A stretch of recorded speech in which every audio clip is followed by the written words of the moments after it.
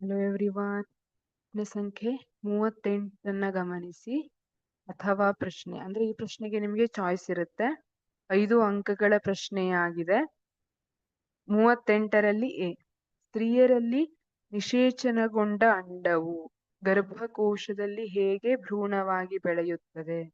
ತಾಯಿಯ ಗರ್ಭದಲ್ಲಿ ಈ ಭ್ರೂಣವು ಹೇಗೆ ಪೋಷಣೆಯನ್ನು ಪಡೆಯುತ್ತದೆ? ವಿವರಿಸಿ.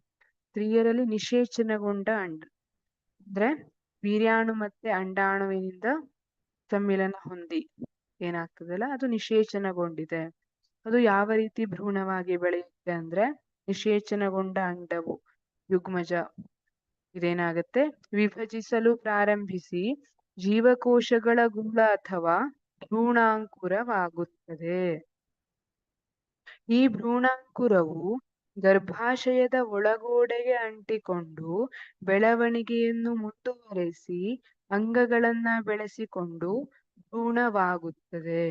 ಈ ಭ್ರೂಣಾಂಕುರ ಏನಾಗುತ್ತೆ ಗರ್ಭಾಶಯದ ಒಳಗೋಡೆಗೆ ಅಂಟಿಕೊಂಡು ಬೆಳವಣಿಗೆಯನ್ನ ಮುಂದುವರಿಸ್ತದೆ, ಅಂಗಗಳನ್ನ ಬೆಳೆಸಿಕೊಂಡು ಭ್ರೂಣವಾಗ್ತದೆ.